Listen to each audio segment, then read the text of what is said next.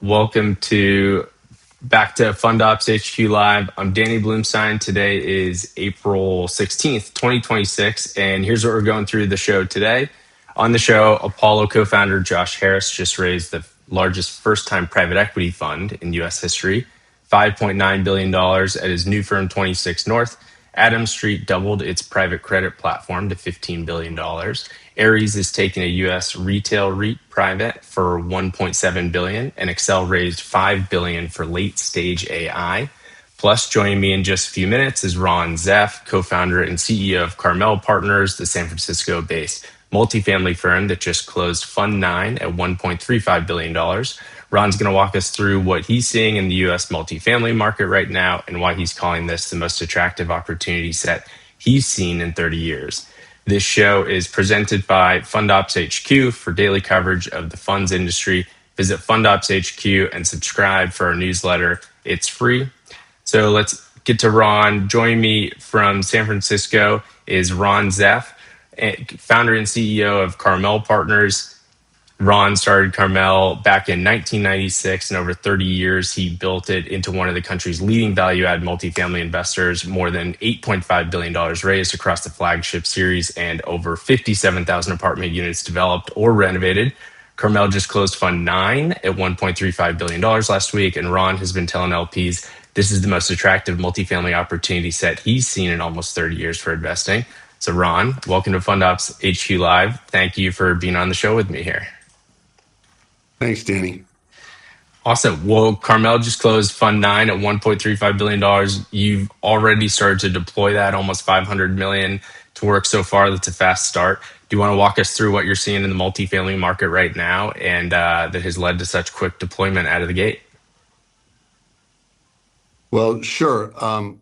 The reason I think the opportunity set is as good as I've ever seen is because we're able to buy these Class A minus B plus properties and conduct a value add component that will move them to A minus to A.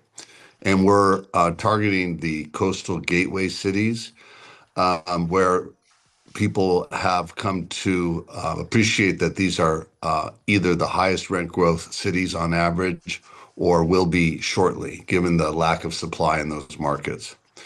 The next part is Carmel's invested heavily in data science. Over the last 4 years, we have a 5-person team, and published research on submarket rent growth has inevitably been very poor, and our investment is turning out to produce much better predictions of rent growth by submarkets. And the key in these markets is there's limited supply. And so to be able to buy these near Class A properties and upgrade them, we're buying them at 20 to 40% discount to replacement cost. And that's the unusual opportunity. And we're underwriting these deals to a gross high teen, 18, 19 IRRs. For that type of product that normally would be considered core plus risk at best, we're thinking we're getting very high returns for each unit of risk with a differentiated sharpshooter strategy. That's great. So for folks who aren't living day to day in the multifamily world as much, can you at a high level help us understand the cost to build versus cost to buy math right now and how that's sort of affecting your strategy? Sure. So after the GFC, the construction costs came down 20 to 30%, depending on the construction type. So buying Class A properties back then were very close to replacement cost, even though they had declined in value. And what's different today is you've had a huge run up in construction costs, but you haven't seen construction costs come down after this latest pandemic-related inflation. And so we're able to pick up these deals at significant discounts, and the sellers are breaking even or even making a little bit because their cost basis was put together when they built them 5, 7 years ago. Yeah. And so if you're a core or core plus fund and you have a queue to get out, you can sell an apartment building, not an office building, and break even or make money. And that's creating the opportunity set. Got it. Makes a lot of sense. And also core to your strategy seems to be sort of the core set of markets that you operate in, sort of gateway or coastal thesis markets. Can you tell us about your sort of decision, why you feel so strongly about, having activity in those markets? So COVID really distorted demand in the U.S. and investors, react to seeing actual rent growth in these markets. So people began focusing heavily on the Sun Belt. They focused heavily on the suburbs and garden style apartments as the COVID effects impacted all of those returns and rents. What people and capital moved to those things, and many investors still believe that that's the better place to invest. But the Sunbelt markets got completely overbuilt in reaction to that rent growth. That's the risk in Sunbelt markets. And you're seeing rents fall for the last 3 years. They'll recover, but it's been longer than people expected. In the coastal gateway markets, you've seen very little new supply because you haven't had the kind of rent growth that you used to have in these markets. And now that rent growth has returned to these markets, New York being the poster child of that, you're seeing very little supply. So in San Francisco, for example, there's nothing under construction in the city of San Francisco of more than 50 units. At the same time, San Francisco is the highest rent growth market in the country, which people thought San Francisco, especially in the New York Times, would ever Was come back. that, yeah. No, that's great. Well, taking a quick step back on sort of your firm in general and your origin story of the firm. So you started back at Trammell Crow in San Francisco back in the day, and eventually launched your firm. Curious if you could just tell us a little bit about what it was that gave you sort of the confidence, or what was the impetus for you launching your own firm, is sort of for one. And then now that you've been in it for so long, so many cycles, you've mentioned the GFC, there's the dot-com bubble, there's 2022, there's COVID. From the origin story of what got you into it and what was that like, tell us a little bit. And then also, how has the firm changed? How has your focus changed? What's different about being a manager in your seat? So the firm started 30 years ago, and the we started out as an operator for larger institutions, being finding opportunities and getting investment from groups like J.P. Morgan Asset Management and others. And we did about $1 billion of transactions of equity. The In 2003, we found the endowments and foundations were looking for fiduciary-oriented operators with in a particular product type. And they selected us because they were looking to disintermediate the allocators to direct operators. And so we agreed to that and did our first fund back then. And the agreement was really to make it our exclusive vehicle. So we've stuck with a single fund series from Fund One in 2003. We had three funds before the GFC. Very few multifamily firms had discretionary capital back then. And what really stood out after the GFC is all of our deals, except for one, made money, and every lender was paid as agreed. And when you compare that to the allocators who invested in multifamily, they had several wipeouts. And so the knowledge of multifamily and understanding the risks of cycles and thinking that things may be different than you plan is one of our hallmarks. And we've grown now. We're on our ninth fund, as you mentioned. And so we're very proud of our track record. That's great. Well, you clearly just came out of fundraise. You focused about what the LPs were looking at historically. From your recent conversations with LPs, what are the types of things they're saying? What do they have appetite? Clearly, you're a great fit for a lot of what they're looking for. I'm curious to get from your seat any insights that you have of the LP mindset from your conversations. I would say this fundraise was more of a struggle than prior fundraises. People have a lot of liquidity issues, a lot of investors do. And I know you just mentioned a bunch of groups that raised $5 billion. So there's very little left for firms like us. And, a lot of it in the real estate world was focused on credit and away from equities. And they slowly started to come back into equities, and they're seeing what they believe is a differentiated approach with Carmel on multifamily, because that's all we do, and we have this sharpshooter approach. I think that it's still challenging out there, and it's always the case when you have difficulty raising capital. That's usually the best time to invest. Yeah, no, that makes a lot of sense.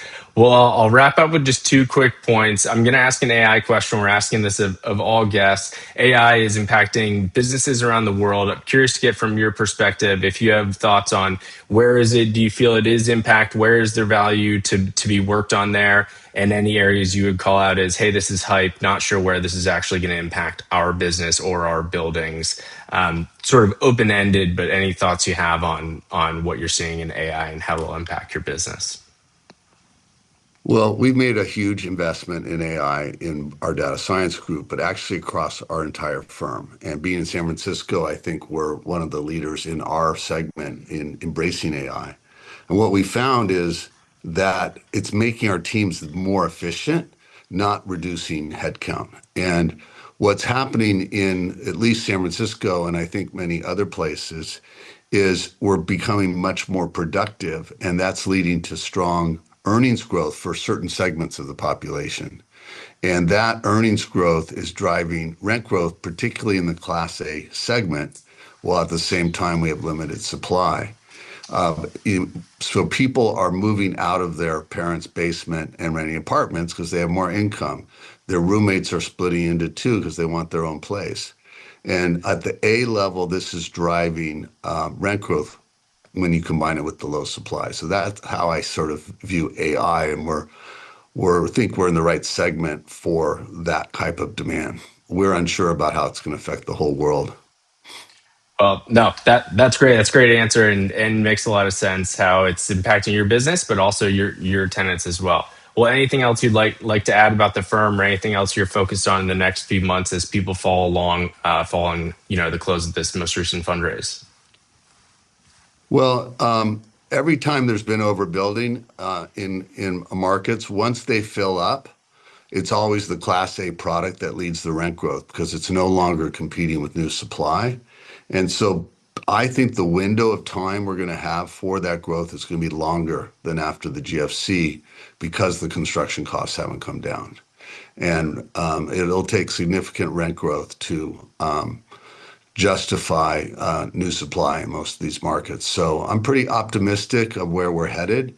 And institutional capital is starting to recognize that. The more you see it actually happening, the more that capital will buy into that. And so I'm pretty optimistic about where we're headed. Awesome. Awesome. Well, thanks so much for coming on, folks. This is Ron Zeff, founder and CEO of Carmel Partners. They're at carmelpartners.com if you want to follow up with them for more. Ron, really appreciate you coming on. Hopefully we can do this again soon, and best of luck with the new fund. Thanks, Danny. Absolutely. Take care. Bye bye. Well, thanks. Let's go on to the next segment here of the headlines, and we'll start with private equity. And so moving into the private equity headlines, we're going to start with Apollo co-founder Josh Harris. Just raised the largest first-time private equity fund in U.S. history, $5.9 billion. 26 North Partners closed its debut private equity fund at $5.9 billion, roughly 50% above its $4 billion target, according to Bloomberg. That is the largest first-time U.S. private equity fund ever raised. It tops the previous record of $4.5 billion held by Haveli Investments. Josh Harris left Apollo in 2022 and built 26 North into what is now a $35 billion alternative assets platform spanning private equity, private credit, and insurance. The fund will target middle and upper middle market buyouts, carve-outs, and structured equity across industrials, technology, media, and telecom and services. 7 investments are already announced and completed. Leeds Equity Partners closed Fund 8 at $1.9 billion, exceeding its target. Leeds is a New York firm founded in 1993 that invests only in what it calls knowledge industries, education, training, information services, and data. Fund 8 is up 36% from the predecessor Fund 7, which closed at $1.4 billion. The close brings Leeds' total AUM to $7 billion. Kirkland & Ellis advised on the fundraise. Mercer, the Marsh McLellan consulting arm, closed its 8th private investment partners vehicle at $3.8 billion. PIP8 is a multi-asset vehicle spanning private equity, private debt, infrastructure, and real estate in a single vehicle. Strong re-up capital from the prior PIP vintages, plus new commitments out of the UK and Europe. Webster Equity Partners, a Waltham, Massachusetts healthcare services specialist, closed its biggest fund ever at $1.8 billion. Webster focuses on patient-centric healthcare services companies with $3 to $25 million in EBITDA. This is Webster's largest fundraise in its 23-year history. CVC is lining up co-investment partners for its 10.9 billion euro take private of Italian pharmaceuticals firm Recordati. Recordati is a Milan-listed specialty pharma company focused on rare diseases and primary care medicines across Europe, Latin America, and the US. It is one of the largest European healthcare take privates of the year and one of the biggest CVC-led deals since its 2024 IPO. The co-investor structure lets CVC pull in foreign wealth and pension partners alongside the flagship fund, which is standard playbook for the checks this size. Now on to private credit.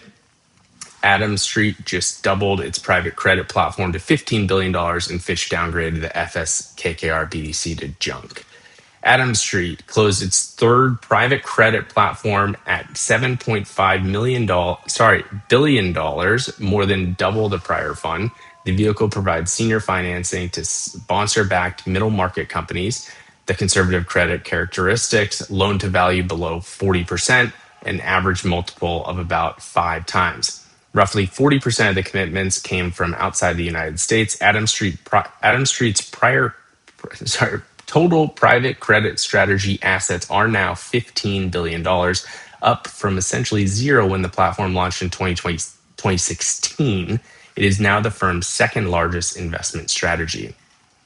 Fitch Ratings cut FS KKR Capital Corp's rating to BB+ from BBB- with a negative outlook. That moves the BDC into sub-investment grade territory. Fitch cited continued asset quality deterioration, elevating non-accruals and additional realized losses. This is the 2nd major downgrade on FS KKR in 3 weeks. Moody's cut the same BDC to junk in late March, citing the same issues. FSKKR is one of the larger retail-adjacent BDCs in the market, jointly managed by KKR and the firm now known as Future Standard.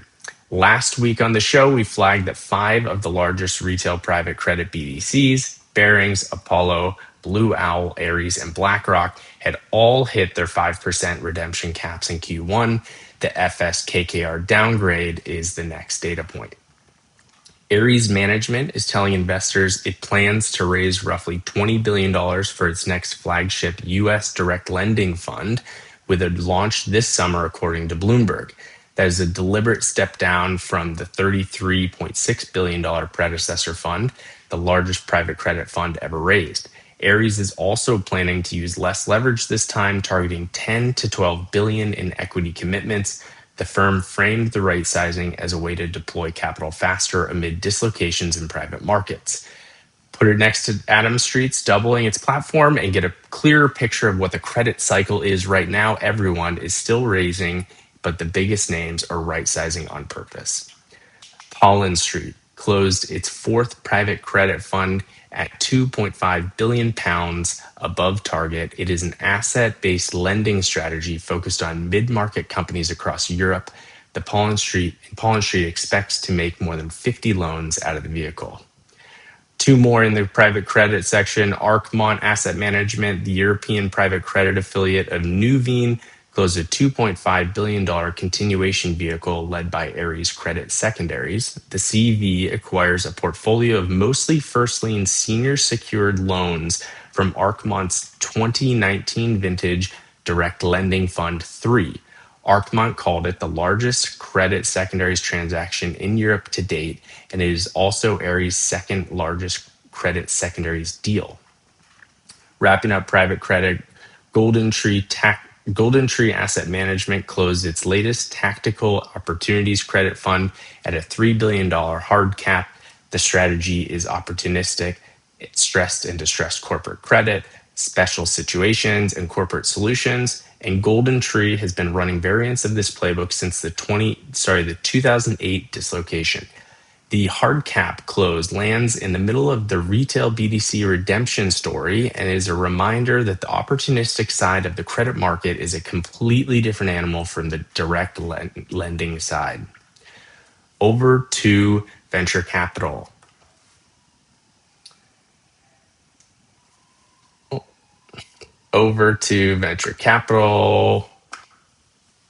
Excel, the firm that backed, apologies for the delay there. Excel, the firm that backed Anthropic, Cursor, and Perplexity, raised $5 billion across two new vehicles, according to Bloomberg. $4 billion went to Excel Leaders Fund 5, the firm's late-stage growth vehicle, and $650 million went to a sidecar fund that lets existing LPs increase their exposure on Excel's largest portfolio winners. The Leaders Fund is the main story, 20 to 25 investments planned, average check size around $200 million. Excel told reporters the vehicle is purpose-built for the current late-stage AI market that is the biggest late-stage VC raise this cycle. Luminous Ventures closed over $700 million across a pair of dual currency funds, one in US dollars and one in Chinese yuan, for enterprise AI and deep tech investing across both markets. Luminous is one of a handful of Asian managers raising meaningful capital from both US and mainland Chinese LPs at the same time, which is increasingly hard to do. Lanchi Ventures, a China-based deep tech investor, closed a $560 million new fund focused on AI, semiconductors, and advanced manufacturing. And Eka Ventures closed its second fund at £80 million, making it the largest UK-based early-stage impact VC. British Business Bank anchored the fund with a £40 million commitment. Eka backs UK startups in a consumer health, sustainability, and decarbonization. And on to real estate and infrastructure. Ares is taking a U.S. retail REIT private for $1.7 billion. Ares Management's real estate funds agreed to take Whitestone REIT private for $1.7 billion in an all-cash deal for $19 a share. That is a 12% premium on Whitestone's last trading day and a 26% premium on where it was before sale rumors surfaced in March this year.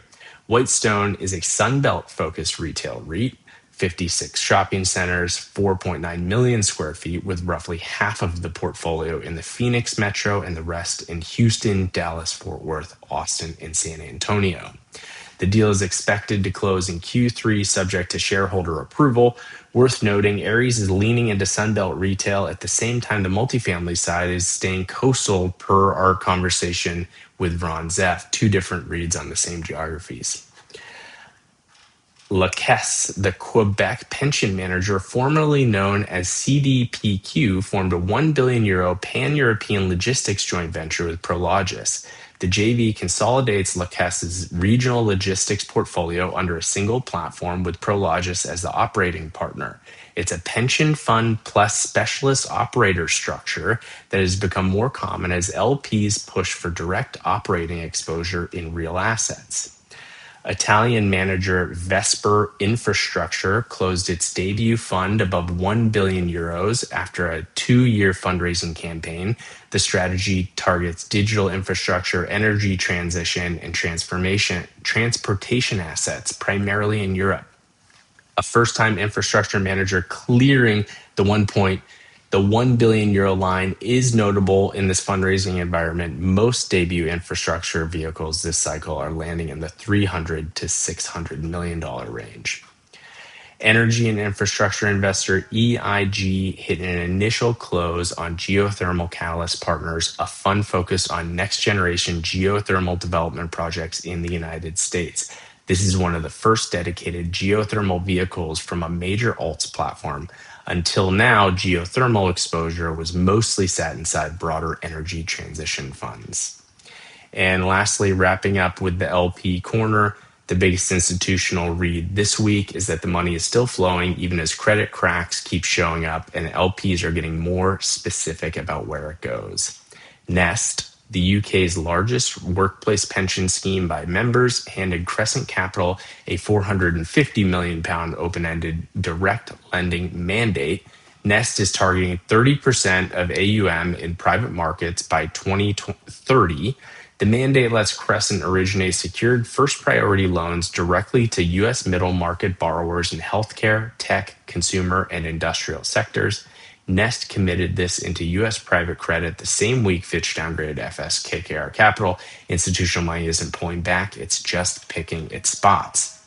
Chicago Teachers Pension Fund trustees voted down their own staff's recommendation to hire Surety Partners investment consultant, citing concerns about a PE firm's involvement in Cerity's merger with Veris Advisory and transparency gaps in the diligence process. It's a reminder that LP boards are getting sharper about GP ownership of their service providers. And lastly, CalPERS and CalSTRS publicly defended their private credit positions this week, even with retail BDCs under redemption pressure. CalPERS CEO Marcy Frost made the case at the April 14 board meeting. Institutional allocators and retail allocators are in two different boats, and the institutional boat is not rocking. Well, that's it for the show today. Thank you for watching. Two tracks running side by side again. Institutional money still flowing into private markets at record volume, and the cracks in retail credit still showing up. Adams Street doubled the platform. Ares is right-sizing the next flagship on purpose. 26 North just took the largest first-time raise in U.S. history, and Fitch put another BDC in a junk rating. Thank you again to Ron Zeff and Carmel Partners for joining us today. Fund 9 closed at $1.35 billion, and the deployment is well underway. FundOpsHQ Live is presented by FundOpsHQ. One more time, visit FundOpsHQ.com to subscribe to our newsletter. It's free, and you'll get this kind of coverage and more in your inbox every morning. We'll be back next week. Thanks for watching.